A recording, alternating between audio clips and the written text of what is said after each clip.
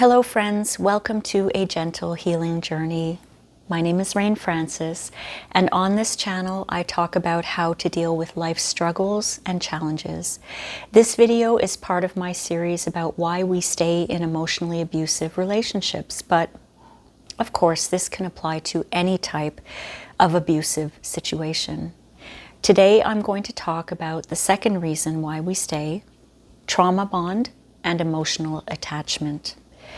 I am really trying to spread awareness about why people stay in emotionally abusive relationships, because there were times in my life where I was asked the question, well, why didn't you just leave him? When someone says something like that or asks that question, it's clear to me that they've probably never experienced any kind of abuse or coercive control in their own intimate partner relationships. Or it could be just a lack of understanding of what abuse is. I talked about that in the last video, and I'll link that above in the cards and in the description below. So let's talk about trauma bonding. What is a trauma bond? Well, a trauma bond happens when a person is strongly attached to another person, their partner, in an abusive relationship. It's also known as traumatic bonding and traumatic coercive bonding. Now, trauma bonding happens when cycles of love and pain get tangled up together. 1 minute there's affection, and the next it's cruelty. The highs and lows create a very deep emotional dependency, and victims of abuse begin to feel that the abuser is both their comfort and their pain, which makes it even harder to walk away. Now, I've said this before. I mentioned that my late husband was the person in my life who could love me the most and who could hurt me the most. It was very confusing to have to go through that.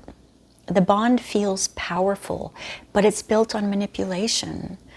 The attachment feels real, but it's built on fear and control. Abusive relationships often follow a very destructive pattern that's known as the cycle of abuse. And I talked about the cycle of abuse in a video in this playlist. And again, I'll link that in the cards above and in the description below. I talked about the 4 stages of the cycle of abuse, and those were tension building, the incident itself of abuse, reconciliation, and then calm. Those are the 4 phases of the cycle of abuse. Now, the honeymoon phase, the lovey-dovey phase, usually follows the abuse, and this may include apologies and tears and promises to change and affection. All of this reinforces hope that the relationship can be saved. When I fell in love with my late husband, and I've said this plenty of times, I didn't fall in love with a monster. I didn't fall in love with an abuser. And at this point, I'd like to make the distinction between a trauma bond and codependency. They both involve an imbalance of power, but they are very different. Codependency is a pattern where a person's self-worth is really strongly tied to taking care of other people, prioritizing other people's needs over their own. But it becomes more than just people-pleasing. Codependent people will enable destructive behaviors in their partner. They struggle with setting boundaries, and they may feel like they're responsible for their partner's happiness. They have a strong desire to fix their partner, and this leads to a loss of self-identity because their entire self-worth is dependent on the validation of others.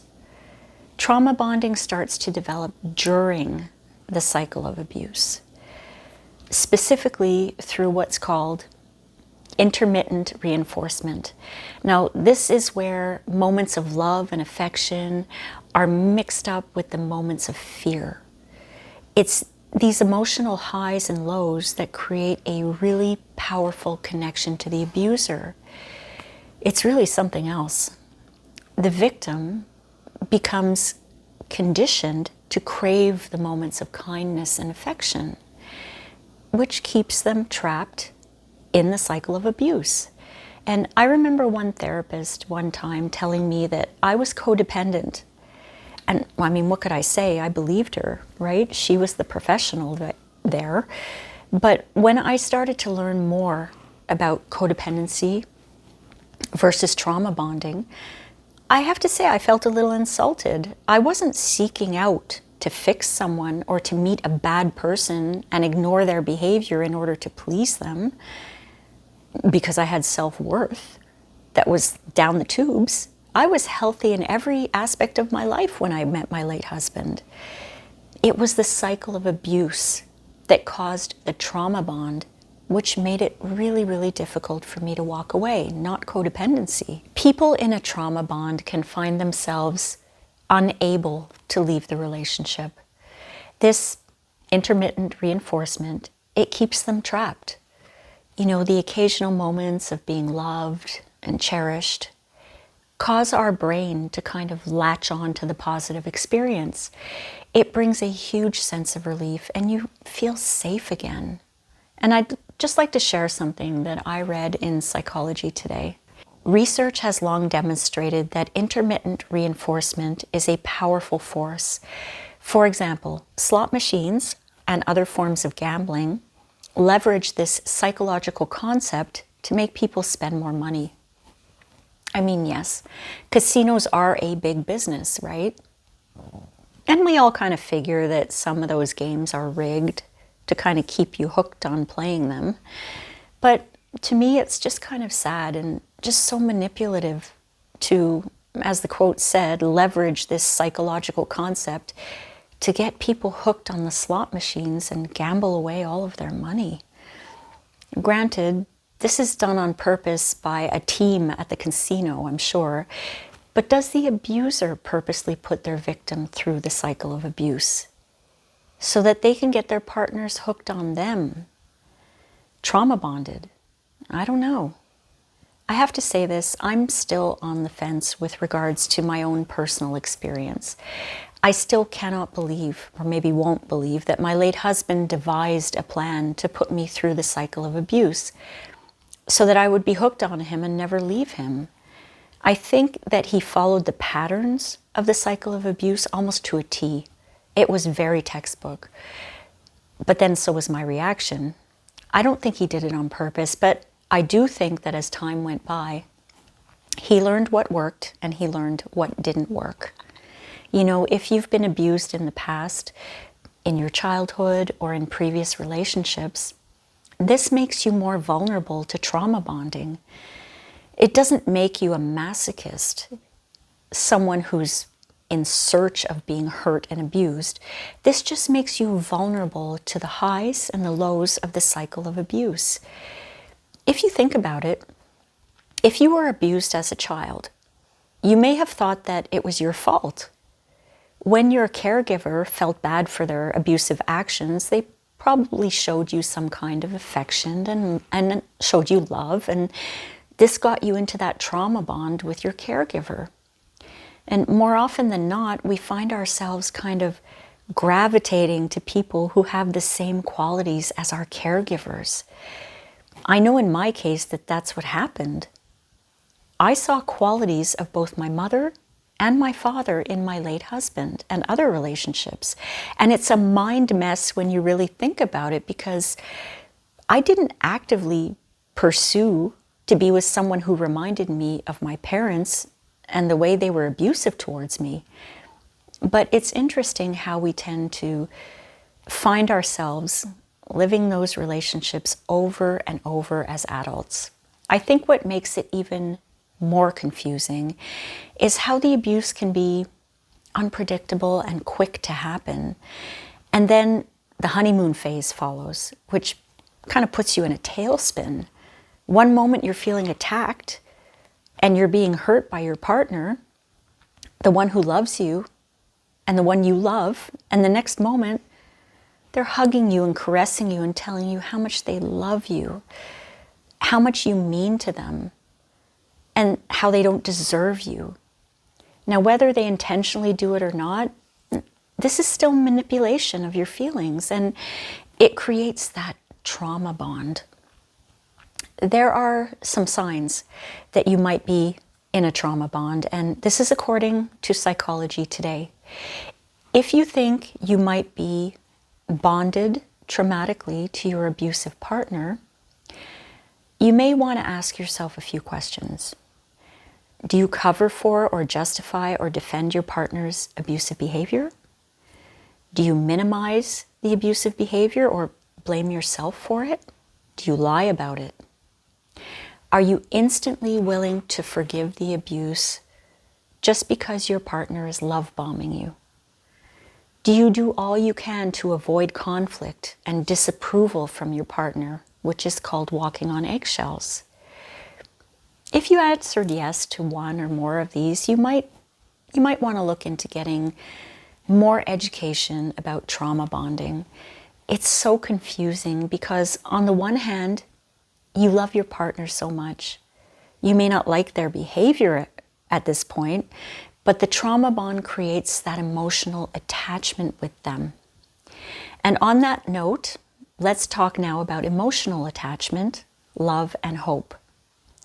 A few months back, I published a video called The Disease of Hope. And again, I'll link it in the cards above, and it'll be in the description below as well. It's in this playlist. And in that video, I talked about how I had the disease of hope during my 12-year marriage. And I always say that it wasn't 12 years of abuse and misery. The cycle of abuse didn't happen on a constant basis. There were some times when we had a great relationship for months and at times years.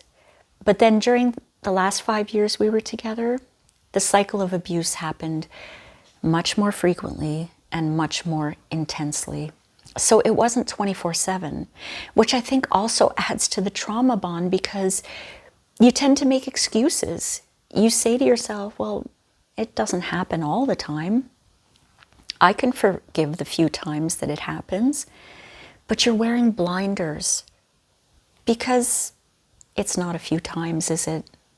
You're purposely forgetting that it happens more often than you really want to admit. And why? That's the trauma bond. But there's also the fact that you love your partner and you always hope that they will change their behavior.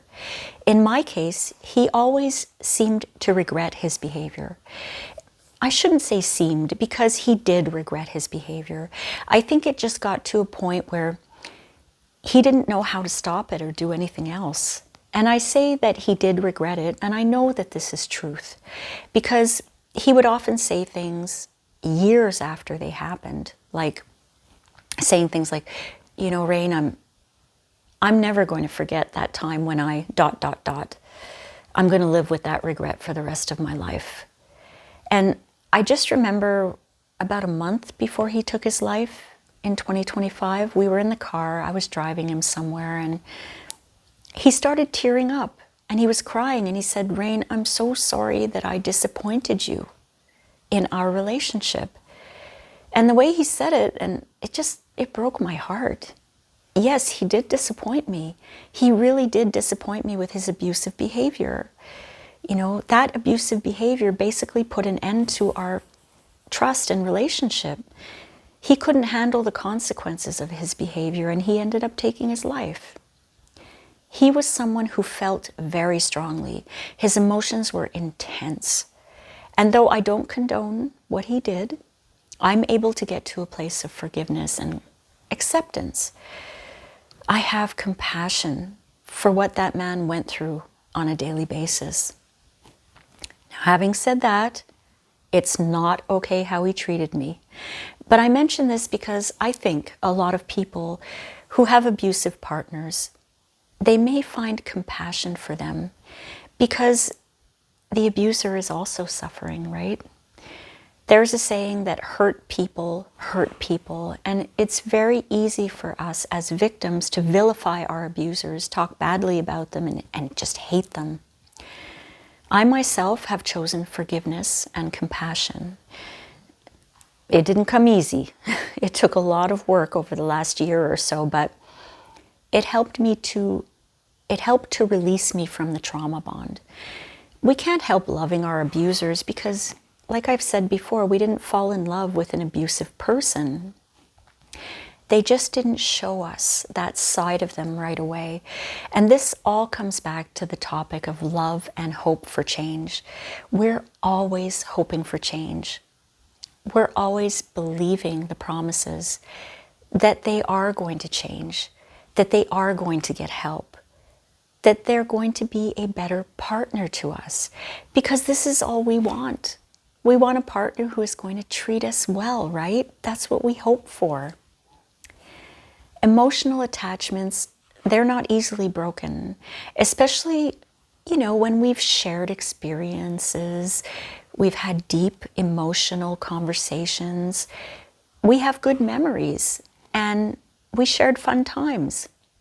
Your abusive partner is not cruel all the time, and this makes it much harder to walk away. I know that the 7 or 8 times that I tried to end the relationship over the years, I always succumbed to the love bombing and the promises to change. And as I mentioned, this is really what I hoped for. I wanted to hear him say it, but more so I wanted him to follow through on those promises. And at times he did start following through, but he never followed through completely. And then there were other times where I felt like I was abandoning him. This was due to him opening up to me about how much he hated himself, how much he thought that he was a loser and he didn't deserve anything good, and that he couldn't live without me. I was his entire world. And he said he was completely dependent on me. And it squeezed my heart to the point where I really didn't feel like, if I left, I felt like he couldn't survive. And in the end, this is really how he felt. He often told me that without me taking care of him, he wouldn't be alive. How can you not have compassion for this? Especially when he finally followed through on taking his life. I started dating again in my 40s after taking about a 20-year break away from any kind of relationship. During those 20 years, I was working a lot. I ended up burning out. And I had a recovery period of about 8 to 10 years. And after I felt that I was recovered from burnout, okay, well, not recovered, you never recover. You're just able to manage it, right? I was able to manage my symptoms. I felt like maybe I was ready to look for a long-term relationship at that point. I used online dating sites for about 2 years, and I went on dozens of dates with different guys, but I really never felt a connection. But when I met my late husband, I felt an instant connection, and I could actually envision a long marriage together as we grew old as a couple. I was in it for the love, but I was also in it for the partnership, the growing old together part. So for me, I also felt that I wanted to stay in the relationship, despite the fact that he was abusive, not only because I loved him, but I loved the future that I had envisioned of us together. I was determined to make it work because I didn't want to give up on that dream of being together.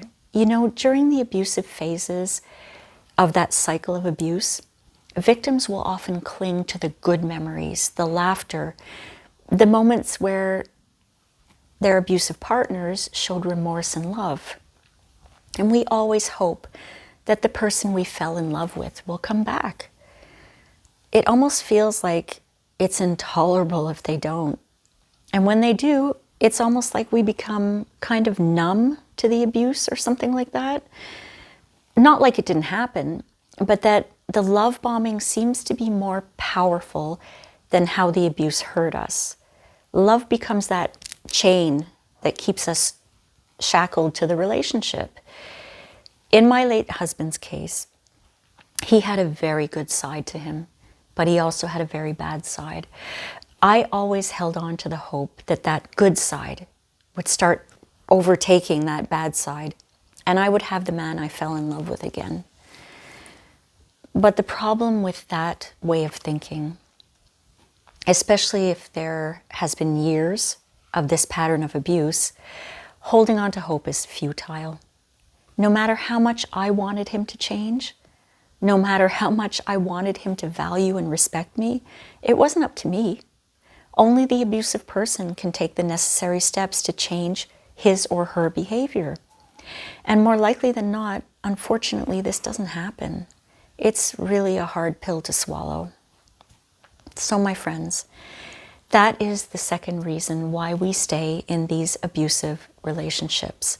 Trauma bonds brought on by the cycle of abuse, and the fact that we always hold on to the love and that we always have hope for our partner that things will eventually get better. Remember Huey Lewis's song, The Power of Love? It's strong and it's sudden and it can be cruel sometimes, but it might just save your life. That's the power of love. But seriously, love is very powerful. It's very strong and it can be very cruel. And if, like me, you're 12 years into your marriage and you're going through the cycle of abuse on a regular basis, maybe you need to get to the point where you realize that just because you want things to be better, it doesn't mean they're going to be better. You can't change a person. You can't control an abusive situation. All you can do is be honest with yourself, educate yourself, create boundaries, and based on your newfound knowledge and a lot of reflection, you can decide if this is what you want to be going through for the rest of your adult life. I remember the first time I saw a social worker, and we were about 5 years into our marriage, and this social worker said to me, Rain, do you want to feel this way for the next 5 years, or the next 5 months, or even the next 5 minutes?